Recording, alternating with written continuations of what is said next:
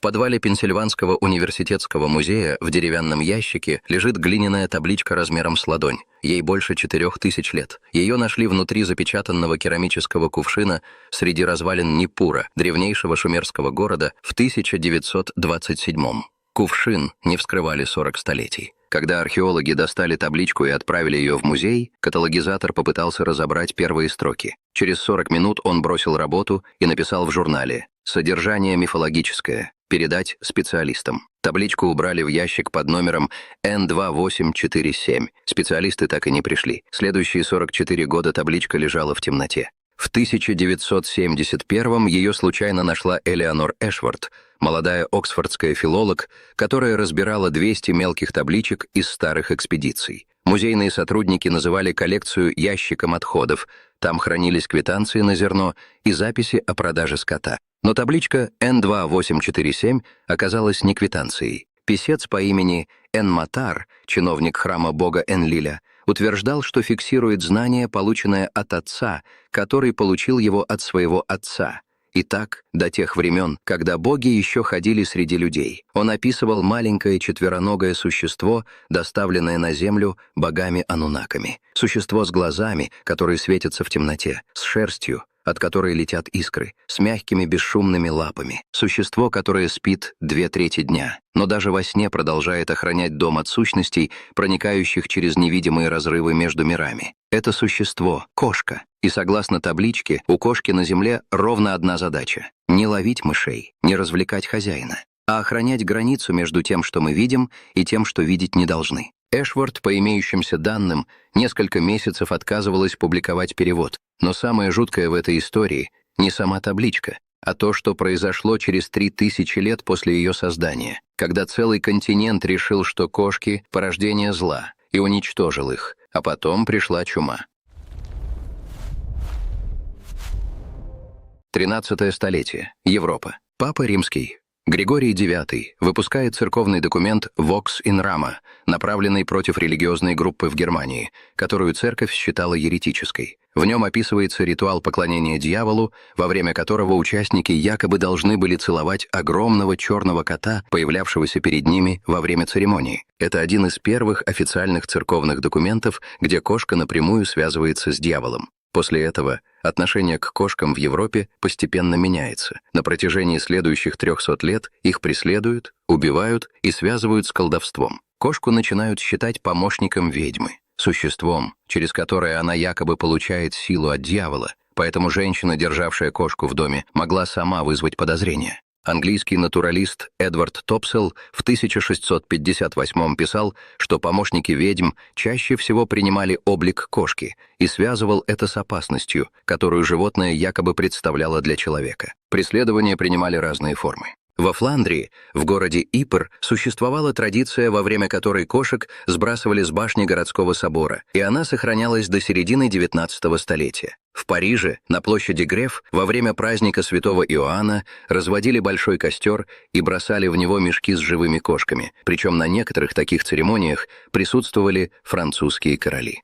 В Ирландии в 1324-м на суде над Алисой Киттелер среди обвинений фигурировало владение черным котом, которого считали воплощением демона. Подобные истории постепенно закрепляли связь кошки с колдовством в европейском сознании. К 15 столетию эти представления получили новое распространение после появления «Молота ведьм», книги, посвященной поиску и обвинению ведьм. Женщина, у которой дома жила кошка, могла оказаться под подозрением, а само животное все чаще воспринималось как помощник колдуньи или ее воплощение. Так постепенно сформировалось и суеверие о черной кошке, перебегающей дорогу и предвещающей несчастье. Несколько столетий кошек преследовали в разных частях Европы, а затем континент столкнулся с крупнейшей эпидемией Средневековья. В 1347-м в Европу пришла черная смерть. Бубонная чума стала одной из самых тяжелых эпидемий в истории человечества. По разным оценкам она унесла от 75 до 200 миллионов жизней, а в некоторых регионах погибла почти половина населения. Болезнь распространяли блохи, связанные с грызунами. Крысы жили в домах, зернохранилищах, портах и на кораблях, перемещаясь вместе с людьми и грузами. Кошки тысячелетиями жили рядом с человеком и охотились на этих животных, Однако к началу эпидемии в некоторых частях Европы их стало значительно меньше после многолетних преследований. Отсюда появилась одна из версий: могло ли сокращение числа кошек привести к росту популяции грызунов и тем самым облегчить распространение чумы? Однозначного ответа нет, поскольку связь между количеством кошек, числом грызунов и распространением чумы до сих пор обсуждается историками, поэтому считать уничтожение кошек причиной черной смерти нельзя. Историк Дональд Энгельс предположил, что сокращение их численности могло привести к росту количества крыс и тем самым усилить распространение болезни. Однако эта версия не объясняет эпидемию целиком и остается предметом научных споров. За 4000 лет до этого Энматар приписывал кошке совершенно другую роль. В его описании она должна была защищать человеческий дом от того, чего сам человек увидеть не мог. Табличка рассказывает, что анунаки обнаружили в первых поселениях странное явление. Люди заболевали во сне, дети просыпались среди ночи и указывали на пустые углы, а спящим являлись существа, которых они не могли узнать, и которые, как считалось, приходили из другого мира. Причиной этого считались так называемые тонкие места, невидимые границы между мирами, через которые в человеческие дома могли проникать существа, питавшиеся внутренним светом спящих людей. Чтобы защитить людей, анунаки привезли из другого мира существо, способное замечать то, чего не видел человек, и именно этим существом оказалась кошка. После этого Энматар перечисляет 7 задач, которые она должна выполнять в человеческом доме, и каждая из них напоминает поведение, которое можно наблюдать у настоящего животного. Первой задачей было охранять спящего человека. Поэтому кошка ложилась рядом с ним или устраивалась у ног кровати, не позволяя существам приблизиться к человеку во время сна. Вторая задача заключалась в наблюдении за входами, поскольку дверь считалась возможным местом проникновения из другого мира, а кошка, сидящая рядом и внимательно следящая за происходящим, воспринималась как защитник этого места. Третьей задачей было проверять новые предметы, появляющиеся в доме, поэтому кошка должна была обнюхать незнакомую вещь, потрогать ее лапой, приблизиться или отойти, а особенно резкая реакция воспринималась как предупреждение об опасности. Четвертая задача состояла в защите самого дома, поскольку кошка постоянно трется мордой о стены, дверные косяки и мебель, оставляя на поверхностях свой запах, который Энматар воспринимал как защитные метки. Пятая задача была связана с ночным шумом. Внезапная беготня, прыжки и возня по дому считались необычной игрой, а способом нарушить условия, при которых мог появиться проход между мирами. Шестая задача объясняла одну из самых странных кошачьих привычек. Если животное долго смотрело в одну точку, не отводя взгляда, считалось, что оно следит за тем, чего человек просто не способен увидеть. Последней, седьмой задачей было мурчание, которое в представлении песца создавало низкую вибрацию и завершало защиту дома, закрывая то, что могло остаться открытым после остальных действий. Именно здесь вымышленное описание начинает особенно хорошо совпадать с реальным поведением кошки. Для современного человека в этих действиях нет ничего сверхъестественного. Животное исследует территорию, реагирует на незнакомые запахи и звуки, оставляет метки, меняет поведение в зависимости от обстановки и может проявлять активность в то время, когда человек уже спит. Но для человека, не имевшего представления о физиологии и органах чувств кошки, такая независимая реакция на окружающий мир вполне могла казаться признаком способности замечать что-то недоступное человеческому восприятию. Особенно легко такое объяснение возникает ночью, когда кошка внезапно начинает носиться по дому, сталкивает вещи, прыгает на мебель, а затем также быстро успокаивается и возвращается к обычному поведению. Человек видит начало и конец этой сцены, но не всегда понимает, что именно стало ее причиной. Еще сильнее это ощущение возникает, когда кошка неожиданно прекращает движение, поднимает голову, направляет уши вперед и несколько десятков секунд смотрит в сторону пустой стены или за шкаф. Человек смотрит туда же, но ничего не замечает, тогда как кошка продолжает реагировать на что-то, что находится за пределами его восприятия. Для современного наблюдателя подобная реакция может объясняться слухом, зрением, запахами или движением, которые человек просто не заметил. Для шумерского песца существовало другое объяснение. Кошка видит больше человека и поэтому способна выполнять роль посредника между человеческим домом и неизвестным миром. Именно поэтому 7 функций, приписанных ей Энматаром, выглядят убедительно не потому, что подтверждают существование тонких мест, а потому, что показывают, как обычные повадки животного могли получить совершенно другое значение в представлении человека 4000 лет назад. Когда кошка среди ночи вдруг замирает и смотрит туда, где вы не видите ничего необычного, современный человек скорее станет искать звук, запах или движение, которое привлекло ее внимание. А для шумерского писца тот же самый момент мог означать совсем другое. Кошка заметила то, что человеку видеть не дано. Теперь давайте посмотрим, что наука говорит о 3 деталях, описанных в табличке. Потому что некоторые совпадения здесь действительно удивительны.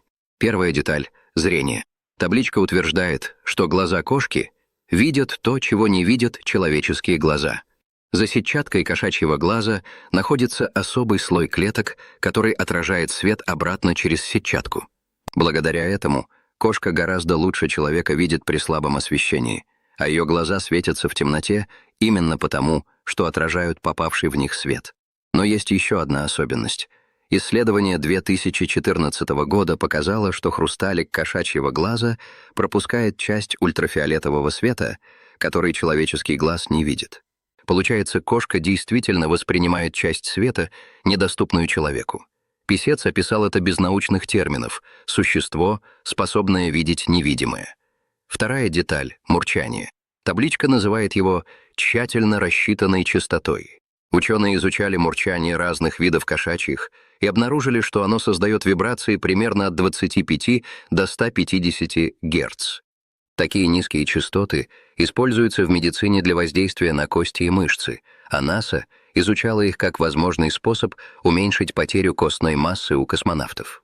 Кошки мурчат не только тогда, когда им хорошо. Они могут мурлыкать во время боли, страха, родов и даже перед смертью. Поэтому мурчание давно считают не просто звуком удовольствия, а способом, который может помогать животному успокаиваться и восстанавливаться. Писец назвал это рассчитанной частотой, закрывающей поврежденные места. Формулировка другая. Суть та же. Третья деталь — статическое электричество. Шерсть, от которой летят искры, словно существо носит в себе остаток молнии. Кошачья шерсть действительно может накапливать электрический заряд, особенно в сухом воздухе, из-за чего появляются треск, небольшие разряды и иногда видимые искры. Писец ничего не знал об электричестве, но описал явление, которое действительно можно наблюдать у кошек. И еще одна деталь, которая делает историю еще более масштабной. Кошка — единственное домашнее животное, которое пришло к людям само и за 10 тысяч лет не изменилось. Генетическое исследование, опубликованное в Nature Ecology and Evolution в 2017-м, показало, что геном домашней кошки почти идентичен геному дикой африканской кошки. Различия минимальны, несколько генов, связанных с окраской и снижением агрессивности. Все остальное — охотничьи инстинкты, независимость, способность жить без человека — сохранилось полностью.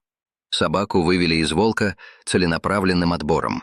Корова утратила способность защищаться. Лошадь подчиняется командам. Кошка — нет, она живет рядом, но не принадлежит. Приходит, когда хочет. Уходит, когда считает нужным. Ученые объясняют это просто. Около 10 тысяч лет назад дикие кошки начали селиться рядом с первыми земледельцами плодородного полумесяца, привлеченные мышами в зернохранилищах. Люди не прогоняли их, кошки не уходили. Сложился договор, который ученые называют самоприручением. Но вот что странно. Этот договор старше письменности, старше городов и старше любой известной религии.